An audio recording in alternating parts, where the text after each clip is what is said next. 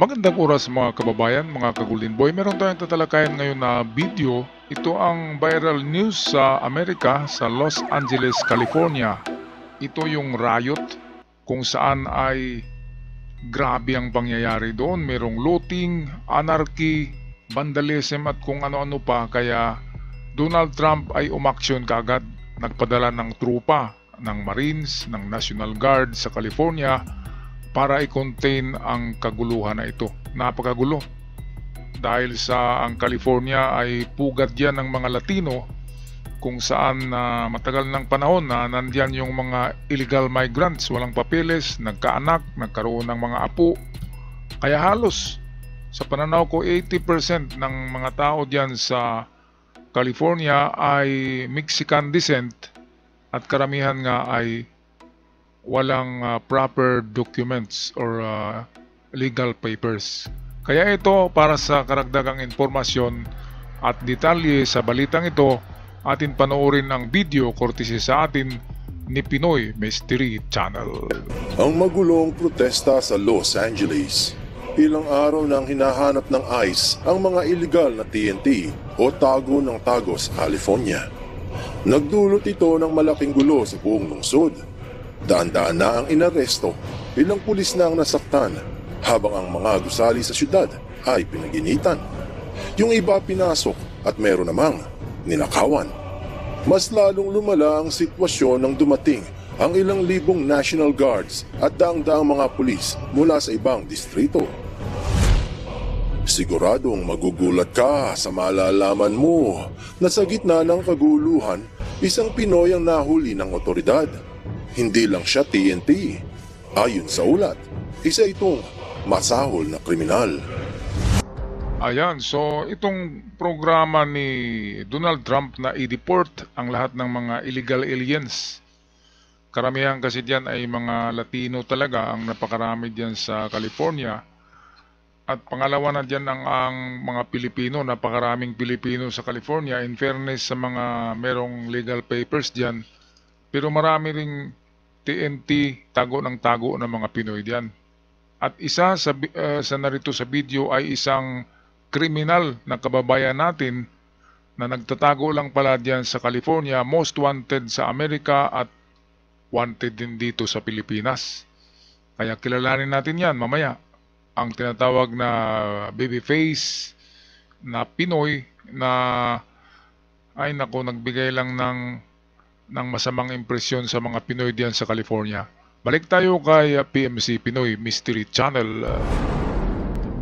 Matapos ang ilang araw, maraming TNT ang nahuli, kasama ng mga kriminal at miyembro ng mga gangs. Pero nagulat ang marami sa pagkakaaresto sa isang Rolando Veneracion Enriquez. Ang pahayag ng kinahukulan na ang target nila ay yung mga may rap sheet o yung may mga malubhang criminal record. Pero kung titignan naman ang litrato ng 55 taong gulang na lalaki, napakalumanay nito at mukhang hindi kayang gumawa ng anumang kasamaan. Maliit lang siya at medyo payatin. Bakit nga ba ito napagdiskitahan ng kinauukulan?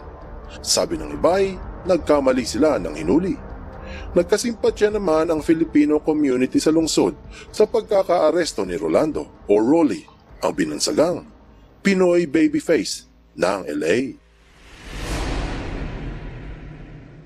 Batay sa pahayag ng Homeland Security, inaresto si Rolando Enriquez dahil raw bukod sa illegal immigrant ito sa California, may kaso pa siyang pagnanakaw sa Ontario. Nasintensyahan ito ng 4 na taong pagkakakulong dahil sa tinawag na CA o pang-abuso sa isang bata. May kaso din ito sa Pomona na panggagahasa gamit ang isang bagay na ipinasok sa maselang bahagi ng kanyang kalambingan. Nasintensyahan din ito ng 37 taon sa isa pang pang-aabuso. Hindi man idinetalye kung anong klase ng pang-aabuso sa bata ang ginawa ni Babyface Rolly. Siguro talagang masahol ang ginawa nito dahil kasama siya sa tinaguriang worst of the worst.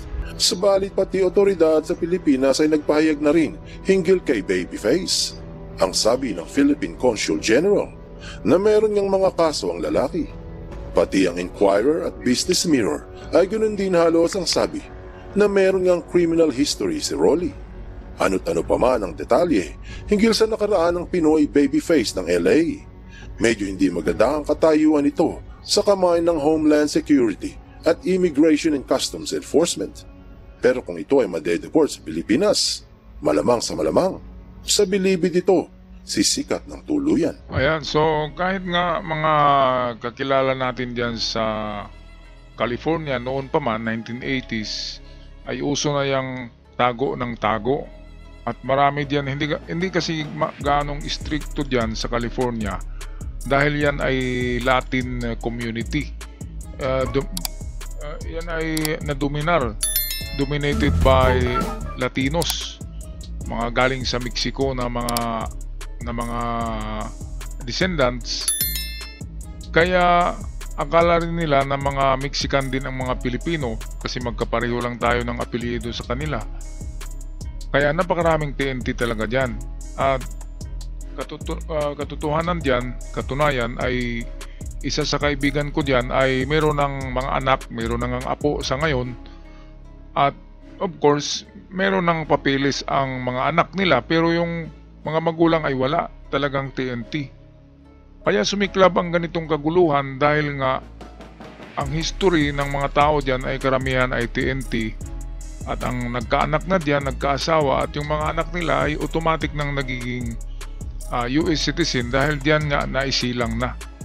Kaya kahit hindi mga illegal na mga migrants ang nandyan, yung mga anak na ng mga illegal noon, ay sumasali pa rin sa riot dahil nga kadugo nila ang mga illegal alien na mga tinatawag.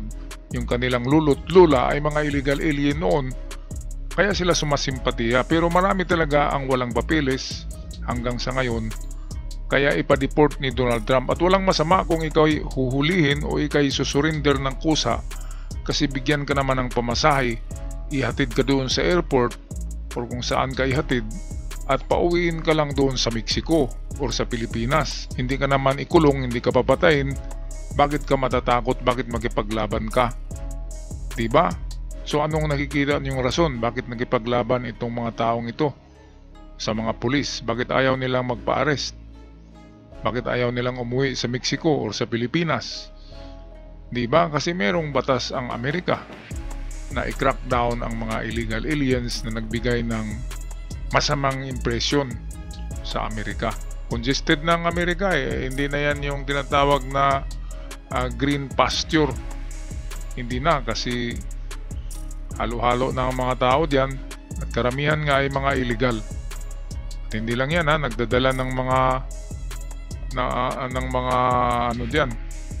epektos, mga sabihin natin droga galing sa Mexico.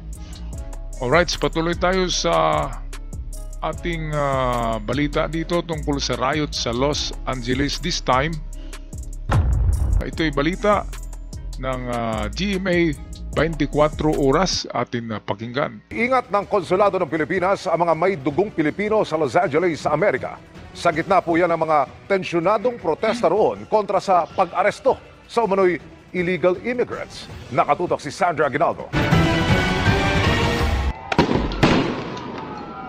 Nagmistulang war zone ang Los Angeles, California sa Amerika sa pagsiklab ng mga protesta mula nitong Biyernes.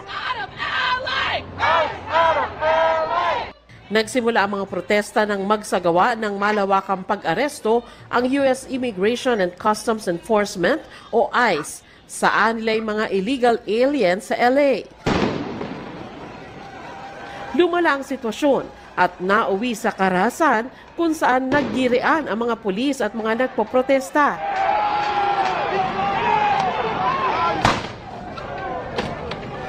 May mga nanunog ng mga sasakyan at nambato sa mga pulis. Ito ang grabe kasi itong mga nagprotesta dito ay napaka-bayolente. Mantakin nyo, sinunog yung mga nakaparada lang na mga civilian cars, yung iba ay patrol cars ng mga pulis at pinapasok, nirarabiri ang mga tindahan na sikat katulad ng Adidas store. Meron din doong Apple Store ng mga cellphones. Hindi lang yan, merong mga jewelry store na pinasok din. Looting na ang nangyayari. So hindi talagang mga halang na mga kaluluwa ang marami diyan, lalo na yung mga standby diyan, mga drug dealers sa gabi, prostitutes sa gabi, napakarami diyan. At lahat ng mga yan ay in Mexican descent, taga Mexico yan, taga Mexico. Kaya nga gustong linisin ni Donald Trump ang California dahil sa nandiyan nga nagpupugad ang mga Mexican, which is kalaban talaga ni Donald Trump yung mga Mexicans na yan. Kaya noong eleksyon, talo si Donald Trump dito na state kasi karamihan dito ay Mexican. At ayaw ng mga Mexican kay Donald Trump kasi nga mayroong programa na deportation of illegal aliens. Ibalik ni Donald Trump. Yung mga nakulong naman na sinabi dito, yun ay may mga kaso sa Amerika, may mga paglabag sa batas. Kaya hindi sila i-deport, ikinulong sila. Imbis na i-deport ay ikulong dahil mayroon ngang nagawang krimen sa Amerika. Pero yung mga illegal alien lang na malinis lang naman, walang mga records, yun yung pinapauwi at libre ang pamasahe. Kaya walang problema, di ba? Balik sa kangkungan. Okay, patuloy tayo sa balita. Okay, patuloy tayo sa ating balita, courtesy ng GMA. May mga gumamit pa ng paputok laban sa mga otoridad. This isn't America. This isn't what democracy, what freedom should look and should feel like. Our communities are being terrorized. Nagpaputok ng rubber bullets ang mga pulis. Firing rubber bullets at protesters. Pero isa sa tinamaan ang isang Australian reporter na live na nag-uulat noon.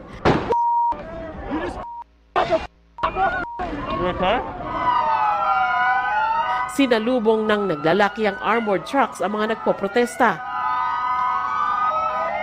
Para pahupain ang gulo, nagdala si US President Donald Trump ng 2,000 tauhan ng US National Guard sa Los Angeles. Nitong Lunes, nagdagdag siya ng 2,000 pang National Guard troops, kasama ang daan-daang US Marines ayon sa Pentagon. Ito, bakit ginawa ni Donald Trump ang ganyan? Para madaling mapakalma at matapos ang riot na yan. Kasi ang mga peaceful demonstrator, yung talagang peaceful lang, ay nahaluan ng mga robbers, nahaluan ng mga gangsters, ng mga drug addicts na nariyan, which is ang tinatarget ng mga gangster na ito ay mga tindahan ng mga alahas, ng mga cellphones, ng mamahalin na mga sapatos, ng mga damit. Looting ang ginagawa nila. Pagnanakaw, hindi protesta. Kaya dito natin makikita na napakarami talagang mga demonyo na utak diyan at naghihalo lamang sa protesta, kaya nagkaroon ng civil unrest. Kaya para matigil yan, hindi kasi kaya ng state police ng California, kaya nagpadala na si Donald Trump ng libu-libong National Guard at Marines troop, para matapos na yan. Kasi masama ang nangyayari. Sinusunog yung mga sasakyan na wala namang ginagawa, di ba? Taga California ang may-ari nun at binabandalize ang mga tindahan, pinapasok. Kaya sino bang hindi mag-report niyan kay Donald Trump, di ba?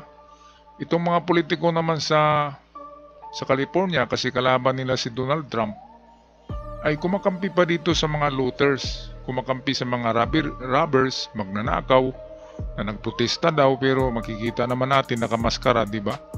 Para hindi sila mahalata. Dapat lang talaga ikulong yung mga ganun, yung mga nanggugulo. Okay, so ito, balik tayo sa ating balita, courtesy ng GMA. Ang lokal na pamahalaan ng California sinabing labag sa federal law at state sovereignty ang pagpapadala ng mga tropa. Pipigilan daw nila ito sa pamamagitan ng pagsasampa ng kaso dahil we need to stop the raids. This should not be happening in our city. It is not warranted, and the only thing it does is contribute to chaos. Sa gitna ng kaguluhan, pinayuhan ng Philippine Consulate General in Los Angeles ang mga Pilipino sa Los Angeles na mag-ingat at umiwas sa matataong lugar. At dito sa susunod na video, mga kababayan, mga ka-Golden Boy, ay makikita natin ang downtown ng Los Angeles na binabandalize ng mga hindi natin sabihin na mamamayan dyan, mga immigrants diyan. At alam naman natin na ang Los Angeles ay pugad talaga yan ng mga Mexican cartels, mga drug dealer, walang mga trabaho na mga Latino, galing sa Latin America, ang napakaraming mga wanted, pugad ng kasamaan ang Los Angeles. Kahit mga Pilipino ay diyan gustong tumira dahil sa ang klima ng Los Angeles ay kapareho lang ng Pilipinas.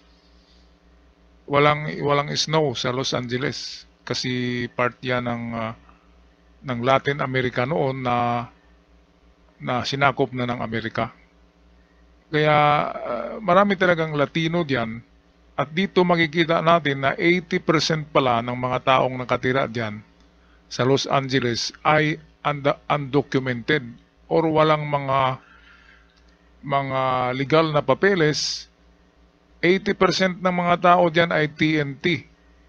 Kaya nagsilabasan yung mga lumabas diyan sa daan, lahat yan ay mga illegal immigrants yan. Kasi ayaw nila papasukin itong mga aaresto sa mga illegal immigrants. Kasi yan ang ni Trump na pag-upo niya ay lilinisin niya ang Los Angeles dahil sa yan ay pugad ng mga drug dealers, ng mga drug cartel na galing sa Latin America, galing sa Mexico. Kaya ito na, inumpisahan na ni Donald Trump. Ngayon, bakit nakikita natin na lumabas ang lahat sa daan at ang mga edad ng mga lumabas na yan ay nasa 15, 16, 18 hanggang 30 anyos at wala kang makikitang matatanda dyan. Ibig sabihin, yan yung mga illegal immigrants na ang iba dyan ay pumasok lamang sa California, dumaan ng disyerto ng Baja Mexico. Disyerto ng Baja Mexico ang dinaanan nila. Makikita naman natin yan sa mga dokumentary na karamihan talaga ay tumawid sa disyerto ng Baja sa California at nakarating dyan sa Los Angeles na illegal, walang papeles. Katulad din sa mga Pilipino, hindi natin itatago yan, napakaraming TNTing Pilipino na nariyan sa California. Kaya ito nga, kanina pinakita yung baby face na matanda na isang rapist at napakaraming kaso sa Pilipinas. At mismo sa Los Angeles nagtatago at nahuli tuloy at nalaman na isa palang most wanted criminal na mga bata yung binibiktima sa pagre-rape sa Amerika. Kaya dito malalaman natin na bakit ganito ang parang magipagpatayan ng mga tao diyan sa Los Angeles sa mga gagawa ng pag-aresto sa mga illegal immigrants. Ang sagot diyan ay dahil, sabi ko na 80% ang mga tao diyan ay illegal talaga. Kasi galing yan sa Latin America, sa Mexico, ang karamihan na pumunta diyan na walang papeles at walang mga trabaho. Karamihan diyan ay yun yung nagtitinda sa daan ng mga illegal na substance. At ang mga babae, karamihan ay prostitute sa gabi. Ayan yung mga kalakal diyan, walang mga trabaho, ang dami-dami, nagsiksika na, kaya maraming kaso na nangyari diyan sa Los Angeles. Kaya gustong linisin ni Donald Trump ang lugar na yan. Ngayon, bakit sasabihin na namulitika si Donald Trump? Ganyan talaga ang programa ni Donald Trump na linisin ang Amerika so that America will be great again. Will be great again kasi kung mayroong mga lata na kamatis, di ba? Mayroong mga lata na kamatis sa isang basket, ang lahat ng kamatis ay nalalata na nahahawaan, contagious. Kaya tama lang ang ginawa ni Donald Trump na paglinis sa Amerika sa palagay ko. Dahil binigyan na kasi yan ng ng taning, binigyan ng deadline yung mga local illegal na immigrants diyan, binigyan niya ng palugit ni Donald Trump na umuwi na, at kung hindi uuwi ay i-deport. Bakit pa sila makipaglaban, di ba? I-arestuhin lang naman sila at pauwiin. Maganda nga yun dahil ang gagastos sa pagpauwi sa kanila ay Amerika. Ngayon ayaw pa nila at makipaglaban, makipag-away dahil nga sa kanilang lugar, halimbawa itong si Baby Face, ay mga wanted din yan at hindi na yan babalik doon sa Mexico dahil may mga kaso din yan. At yan nagtitipon-tipon sa California, karamihan ay mga, wag sanang masamain, ay kriminal. Kung hindi man kriminal, mga illegal. Majority, half of the population. Sabi ko na nga ba, 80%. Ang lahat na nariyan na nagipag-anuan sa kalsada, nagipagbardagulan, yan ay mga illegal immigrants at marami diyan ay Pilipino rin na TNT na mayroon ng mga pamilya sa Amerika at nagtatago pa rin.